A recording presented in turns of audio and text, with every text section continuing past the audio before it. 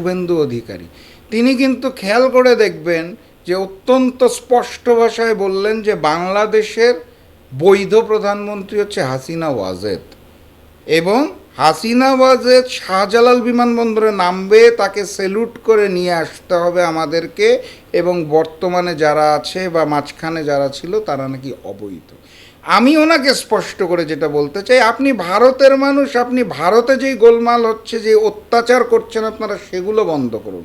আমার দেশের গদিতে কে থাকবে, পতিত সরকার ফ্যাসিস্ট শেখ হাসিনা এখানে থাকবে কি থাকবে না, সেটার সিদ্ধান্ত আমার দেশের মানুষ নেবে, সেটা আপনি নিতে পারেন না। হাসিনা আপনাদের লোক, যাকে দিয়ে আপনারা বাংলাদেশকে ভারতের করদ রাজ্য বানাতে চেয়েছিলেন, তিনি তার নিজের দেশে চলে গেছে ভারতে, এখন দিল্লিতে অবস্থান করছে। ভারতের মানুষের ভ্যাট ট্যাক্সের টাকায় এই শেখ হাসিনার যে আদর আপ্যায়ন আপনারা করছেন, আপনি সেইগুলো নিয়ে বরং চিন্তা করেন, কারণ তাকে তো আপনারা ফেরত দিবেন না গণহত্যাকারীকে। আমার দেশ নিয়ে আপনারা চিন্তা না করলেই আমরা অত্যন্ত কৃতজ্ঞ। পশ্চিমবঙ্গের নির্বাচনে মমতা ব্যানার্জি পরাজয় বরণ করেছে, এই পরাজয়ের মধ্য দিয়ে বাংলাদেশের উপরে কি প্রভাব পড়বে? না দেখুন, এই উত্তরটা দিতে গেলে অনেক সময় প্রয়োজন, কারণ এটার পূর্ববর্তী অবস্থান বিবেচনা করতে হবে, নির্বাচনকে বিবেচনা করতে হবে, নির্বাচনের ফলাফলকে বিবেচনা করতে হবে, নির্বাচনের রায় বা ফলাফল আসার পরবর্তী ভারতের অবস্থানকে বিবেচনা করতে হবে। তো সব কিছু মিলিয়ে বলতে গেলে অনেক সময় প্রয়োজন। আমি সংক্ষেপে বলার চেষ্টা করছি। দেখুন, প্রথমত নির্বাচনটা হয়েছে ফ্যাসিস্ট হাসিনা মার্কা নির্বাচন। যেই নির্বাচনে আপনি খেয়াল করে দেখবেন প্রশাসনকে ব্যবহার করে এবং বিচার বিভাগকে ব্যবহার করে এই নির্বাচনের আগে একটা বিশাল মাপের, বিশাল সংখ্যার মুসলিম ভোটারদেরকে ভোটের অধিকার থেকে বঞ্চিত করা হয়েছে। অর্থাৎ এই উগ্র হিন্দুত্ববাদী বিজেপি সরকার জানতো যে এই ভোট ব্যাংকটা যদি ভোট দিতে যায় তাহলে তারা নিশ্চিত পরাজয়ের সম্মুখীন হবে। এই কারণে তারা ভোট দেওয়ার আগেই আইন করে, আদালতের মাধ্যমে, প্রশাসনের মাধ্যমে, বিভিন্ন প্রক্রিয়ায় মুসলিম ভোটারদেরকে ভোটদান থেকে বিরত রাখার ব্যবস্থা করেছে। এই জায়গাতেই মূলত ওই যে শুরুতে বলছিলাম হাসিনা মার্কা নির্বাচন, হাসিনা মার্কা নির্বাচনে যেটা হতো সেটা আগে থেকে বাক্স ভরে রাখা হতো। তারা ওই প্রভাবটা থেকে শিক্ষা নিয়ে যেটা করলো, ভোটারদের আগেই বাদ দিয়ে দিল, তোমার ভোটের অধিকারই নেই। প্রথম ঘটনা। দ্বিতীয় ঘটনা যদি আপনি খেয়াল করেন, সেটা হচ্ছে ওখানকার ভারতের মুসলিম সম্প্রদায় যারা ছিল এবং স্পেসিফিক্যালি যারা বাংলা ভাষায় কথা বলে, তাদেরকে কিন্তু দীর্ঘদিন ধরে পুশিনের মাধ্যমে রাতের আধারে বাংলাদেশে জোর করে প্রবেশ করিয়ে দেওয়ার একটা প্রক্রিয়া আমরা দেখতে পেয়েছি, যেইটা বাংলাদেশের জন্য খুব আশঙ্কাজনক ছিল। কারণ তারা মূলত ভারতের নাগরিক, তাদেরকে জোর করে মুসলিম হওয়ার অপরাধে এবং বাংলা ভাষায় কথা বলার অপরাধে বিপুল সংখ্যক মানুষকে ভারত থেকে পুশিনের মাধ্যমে বাংলাদেশে প্রবেশ করানো হয়েছে।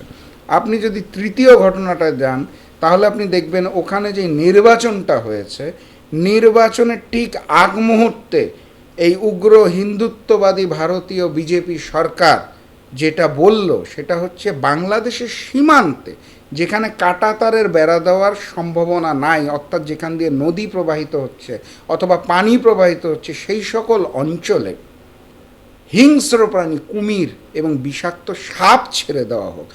সীমান্ত নজরদারির জন্য বিষাক্ত সাপ এবং কুমির ছেড়ে দেওয়ার বুদ্ধি কতখানা অসুস্থ মন মানসিকতার পরিচয়, এটা আমরা এই বিজেপি সরকারের মাধ্যমে দেখতে পেয়েছি নির্বাচনের আগ মুহূর্তে। খেয়াল করবেন, নির্বাচনের সময় আমরা যেটা দেখতে পেলাম সেটা হচ্ছে ওই যে শেখ হাসিনা বাংলাদেশে থাকতে যেভাবে প্রভাব বিস্তার করত, কেন্দ্রগুলো দখল করত, একই কার্যক্রম আমরা দেখতে পেয়েছি।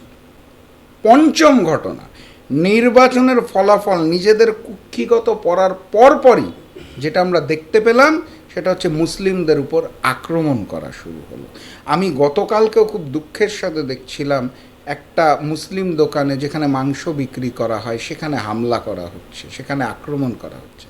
আমি খুব দুঃখের সাথে দেখলাম যে ওখানকার একটি পার্ক যেটার নাম ছিল আগে সিরাজ, সেটাকে পরিবর্তন করে শিবাজি করে দেওয়া হচ্ছে। তো অর্থাৎ এই যে পরিবেশ পরিস্থিতি, সেই পরিবেশ পরিস্থিতিটা হচ্ছে ভারতের ওই অঞ্চলের যারা মুসলিম রয়েছে তাদের উপর কিন্তু এখন প্রতিনিয়ত হামলা আক্রমণ চলছে এবং এটা আরও বাড়বে। ভুলে গেলে চলবে না, বাবরি মসজিদের ইতিহাস কিন্তু আমরা ভুলে যাইনি। বাবরি মসজিদকে যেভাবে তারা হামলা করে মন্দিরে রূপান্তর করেছিল, একইভাবে কিন্তু এখানেও প্রক্রিয়া শুরু হয়ে গেছে। অর্থাৎ ভারতের মুসলমানদের উপর এবং স্পেসিফিক্যালি যারা বাংলায় কথা বলে তাদের উপর যে আক্রমণটা শুরু হয়েছে এবং যেটা প্রতিনিয়ত বাড়ছে, এইটার একটা বড় রকমের প্রভাব বাংলাদেশে পড়তে যাচ্ছে। কেন যাচ্ছে? ওই যে আমি পয়েন্টগুলো বলছিলাম সেটার মধ্যে আপনি খেয়াল করেছেন আগে থেকেই কিন্তু পুশিন প্রক্রিয়া চলছিল। ভবিষ্যতে এটা আরও বাড়বে। আমাদের তো ছোট দেশ, ছোট জায়গা, চারপাশে ভারত ছড়িয়ে আছে। এই ছোট জায়গায় আমাদের যে জনসংখ্যা সেটা নিয়ে আমাদের হিমশিম খেতে হয়। এখন যদি ওখান থেকে হাজার হাজার মানুষকে এইভাবে করে পুশিন করে আমাদের এখানে পাঠিয়ে দেওয়া হয়, এটা আমাদের জন্যও কিন্তু একটা কঠিন অবস্থা সৃষ্টি হবে। দীর্ঘদিন ধরে রোহিঙ্গা ক্যাম্প পরিচালনা করার জন্য তো আমাদের অলরেডি একটা বিশাল জায়গাও যেমন বরাদ্দ করতে হচ্ছে, তাদের থাকা খাওয়ার ব্যবস্থাও করে হচ্ছে, শরণার্থী শিবির। এখন আমি চাই না যে ভবিষ্যতে ভারতের এই নির্বাচন পরিস্থিতিকে কেন্দ্র করে এই ভারতীয় বাংলা ভাষাভাষী মুসলিমদের জন্য আরও একটি শরণার্থী শিবির সৃষ্টি করতে যদি হয় আমাদের, সেটা দুঃখজনক হবে। এই জায়গাটা আমরা চাই না। এবং একই সাথে সাথে যেটা বলতে চাই, সেটা পার্শ্ববর্তী দেশ, আধিপত্যবাদী দেশ, আগ্রাসনের দেশ, যারা দীর্ঘদিন ধরে বাংলাদেশকে কন্ট্রোল করার চেষ্টা করছে, করদ রাজ্য বানিয়ে রাখার চেষ্টা করছে, সরাসরি তাদের ওখানে তো আমাদের ডেডলাইন দেওয়ার কিছু নেই, হুমকি দেওয়ারও কিছু নেই, সুযোগ নাই, তো আমাদের দেশ না। কিন্তু আমি এই উগ্রবাদী যে হিন্দুত্ববাদী বিজেপি সরকার, তাদেরকে যেটা বলতে চাই সেটা হচ্ছে, এই নতুন জামানায় এসে ধর্মকে কেন্দ্র করে, ভাষাকে কেন্দ্র করে, হিন্দু মুসলিমকে আলাদা করে তারা যে অবস্থান সৃষ্টি করতে যাচ্ছে, এটা অত্যন্ত দুঃখজনক এবং মর্মান্তিক। এখান থেকে এখনও সময় আছে, তাদের বিরত হতে হবে। আমরা বাংলাদেশি মুসলিমরা, আমরা বাংলাদেশে যারা অবস্থান করছি, তারা ভারতের অসহায় মজলুম মুসলিমদের প্রতি সহানুভূতি জানাই, সমর্থন জানাই, প্রয়োজনে তাদের সহযোগিতা করার জন্য আমরা প্রস্তুত আছি আমাদের ইমানি জায়গা থেকে।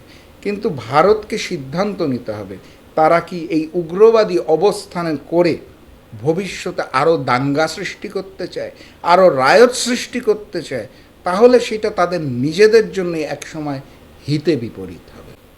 এখানে একটা বিষয় লক্ষণীয় এবং উল্লেখ্য, সেটা হচ্ছে এই যে শুভেন্দু অধিকারী, তিনি কিন্তু খেয়াল করে দেখবেন যে অত্যন্ত স্পষ্ট ভাষায় বললেন যে বাংলাদেশের বৈধ প্রধানমন্ত্রী হচ্ছে হাসিনা ওয়াজেদ, এবং হাসিনা ওয়াজেদ শাহজালাল বিমানবন্দরে নামবে, তাকে সেলুট করে নিয়ে আসতে হবে আমাদেরকে, এবং বর্তমানে যারা আছে বা মাঝখানে যারা ছিল তারা নাকি অবৈধ।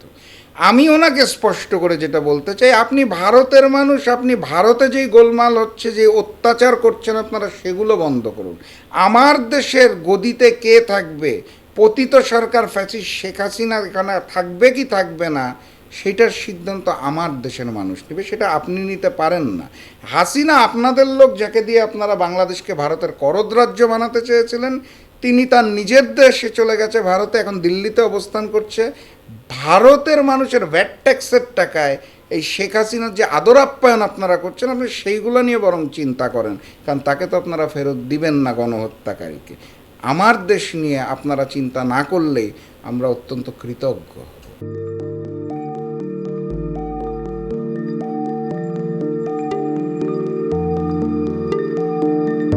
পহেলা জানুয়ারি 2026 ইউটিউব জার্নালিজমের অগ্রদূত changeTV.press সংগ্রাম মুখর 7 বছর পেরিয়ে পা রাখলো গৌরবান্বিত 8 বছরে। এই আনন্দ প্রহরে সবাইকে নিরন্তর শুভেচ্ছা। আমি নিজেকে ধন্যবাদ মনে করি, আমি সৌভাগ্যবান। চেঞ্জ টিভির পক্ষ থেকে আমার সাক্ষাৎকার নেওয়ার জন্য তারা আসছেন, এবং চেঞ্জ টিভি দীর্ঘ 8 বছর ধরে এই কাজগুলি করছে। আমি তারা অনেক ভালো কাজ করেছেন, দেশের মানুষের সুখ দুঃখের কথা প্রত্যক্ষ তুলে ধরছেন। আমার আশা থাকবে চেঞ্জ টিভি সামনের দিকে উত্তরোত্তর আরও সমৃদ্ধ হবে। একটাই শুধু আমাদেরকে উপদেশ দিতে চায় তাদের কাছে, সেটা হচ্ছে সত্য কথাটা মানুষের সামনে তুলে ধরা, মানুষের ভিতরে কি চায় তাদেরটা তুলে ধরা, মানুষের প্রত্যাশা তুলে ধরা, এবং মানুষের মধ্যে এই যে দেশাত্মবোধটা এবং সত্যবাদীটা, এটা জাগরণ করে চেঞ্জ টিভির সামনের দিকে এগিয়ে যাবে। এবং যারা দেশের কথা চিন্তা করে এবং দলমত নির্বিশেষে যে লোকগুলো আছে, তারা দেশের কথা চিন্তা করে, দেশের উন্নয়নের কথা চিন্তা করে, কোনো পক্ষপাতিত্ব করে না, তাদের বক্তব্য দেশের মানুষের তুলে ধরা, এই কাজগুলি সামনে এগিয়ে নিয়ে যাবে, এটা আমাদের প্রত্যাশা। অনেক ধন্যবাদ আপনাদেরকে, দেশবাসীকে, দেশবাসী সবাইকে আমি ধন্যবাদ জানাচ্ছি। changetv.press, এক ফোঁটা হলুদও নেই। আমরা শুধু আপনাদের কাছে একটাই আবেদন করব, মিথ্যার পিছনে দৌড়বেন না, সত্যকে ধারণ করেন, সত্যকে জনগণের কাছে তুলে ধরেন। সেটা যতই কঠিন হোক না কেন, পিছপা হবেন না, ভয়ের কোনো কারণ নেই।